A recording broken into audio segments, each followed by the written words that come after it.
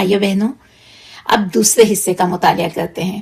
مولانا امین احسن اصلاحی کے لکھے گئے اس عنوان کا موضوع ہے دعوت اسلامی کی کامیابی کے اصول۔ دعوت اسلامی ایک ایسا راستہ ہے جس میں ناکامی کا کوئی تصور نہیں ہو سکتا۔ اس کی راہ میں پہلا قدم بھی کامیابی ہے اور آخری بھی۔ رفتار بھلے تیز ہو یا سست، اصل چیز ثابت قدمی ہے۔ گاڑی نہ ملے تو ہم پیدل چلیں، بس ہمارے دل میں ایمان زندہ رہنا چاہیے اور ہماری نظریں منزل پر مرکوز رہنا چاہیے۔ ہماری پہچان ہماری نسل یا علاقے سے نہیں ہے، ہماری اصل پہچان تو صرف اللہ اور اس کے رسول صلی اللہ علیہ وسلم سے تعلق ہے۔ یہ رشتہ جتنا مضبوط ہوگا، ہم اتنے ہی پکے اور خالص مسلمان بنیں گے۔ اسلام کی بنیاد چند واضح عقائد پر مشتمل ہے جن پر سب متفق ہیں۔ انہیں سمجھنا اور اپنانا نہایت ضروری ہے۔ یہ بنیادی عقائد ہیں: نمبر 1، ایمان باللہ۔ اپنی زندگی کے ہر معاملے میں اللہ تعالیٰ پر مکمل ایمان اور توکل رکھنا چاہیے۔ اچھے یا مشکل حالات میں اللہ ہی پر بھروسہ قائم رکھنا ضروری ہے۔ اسی کو اپنا معبود مانا جائے کہ ہر چیز کا اختیار صرف اللہ تعالیٰ کے پاس ہے، اور ساری زندگی اسی یقین کے ساتھ گزاری جائے۔ نمبر 2، ایمان بالرسالت۔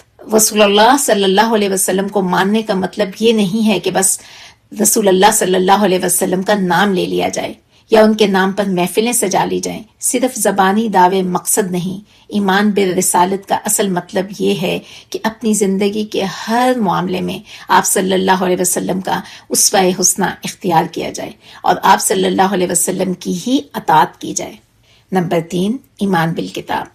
یہ بات سمجھنے کی ہے کہ قرآن مجید صرف پڑھنے یا اوپر اٹھا کر رکھنے کی کتاب نہیں ہے، بلکہ یہ زندگی بدلنے کا ایک مکمل نظام ہے۔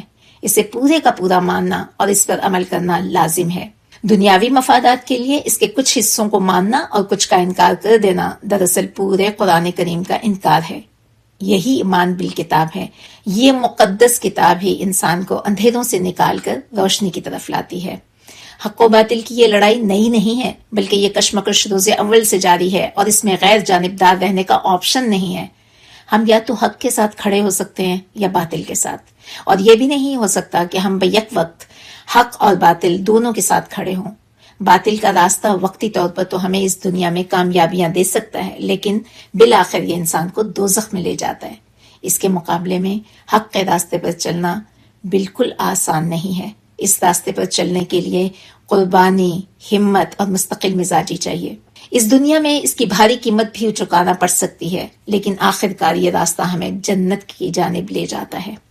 آج کا ایک اور بڑا مسئلہ یہ ہے کہ مسلمان کی ایک پہچان نہیں رہی ہے، بلکہ مسلمان کئی فرقوں میں بٹ گئے ہیں۔ جبکہ بات سادہ سی ہے، مسلمان صرف وہی ہے جو سچے دل سے اللہ تعالیٰ اور اس کے رسول صلی اللہ علیہ وسلم کی تمام باتیں اور احکامات مانے۔ اگر ہم صرف اس ایک اصول کو اپنا لیں تو تمام کنفیوژن دور ہو جائے گا۔ مسلمانوں کی اسی تقسیم کو دور کرنے کے لیے ایک ایسی تحریک کی ضرورت ہے جو پورے حق کو لے کر کھڑی ہو۔ ایک ایسی تحریک ہو جس میں نہ کسی قسم کا سمجھوتا ہو اور نہ ہی اس میں آدھا حق اور آدھا باطل شامل ہو۔ اس میں ممبرز کی تعداد سے کہیں زیادہ ان کے اخلاص کی اہمیت ہو۔ شاید یہ تحریک شروع میں کمزور لگے گی، لیکن جب سچے لوگ جڑتے جائیں گے تو یہی چھوٹی جماعت آگے چل کر پوری دنیا کو بدل سکتی ہے۔ دعوت اسلامی میں کامیابی کا معیار سوشل میڈیا کی طرح ویوز، لائکس یا نمبرز نہیں ہے، بلکہ اس کا براہ راست تعلق نیت اور اخلاص سے ہے۔ اگر ایک قدم بھی خالص نیت سے اٹھایا جائے تو یہ ہماری جیت ہے۔ اگر ہم سچے ہیں اور کسی وجہ سے درمیانی راستے میں رک بھی گئے، تب بھی ہم کامیاب قرار پائیں گے۔ دعوت کے اس سفر میں ہمارا اصل ڈیزل ایمان ہے اور اصل گاڑی عزم ہے۔ اللہ رب العزت کا یہ اصول ہے کہ اس کی مدد تب ہی آتی ہے جب ہم خود اٹھتے ہیں۔ صرف دعاؤں سے کچھ نہیں بدلے گا، لہٰذا ہمیں چاہیے کہ ہم ایکشن لیں، خود کو بدلیں اور اپنی زندگی میں دین کو لاگو کریں، تبھی دنیا بدلے گی۔ یاد رکھیے، حق کے لیے کھڑا ہونا آسان نہیں ہے، مگر جو حق کے لیے کھڑا ہو گیا، دنیا اور آخرت دونوں جہانوں میں اصل کامیابی اسی کی ہے۔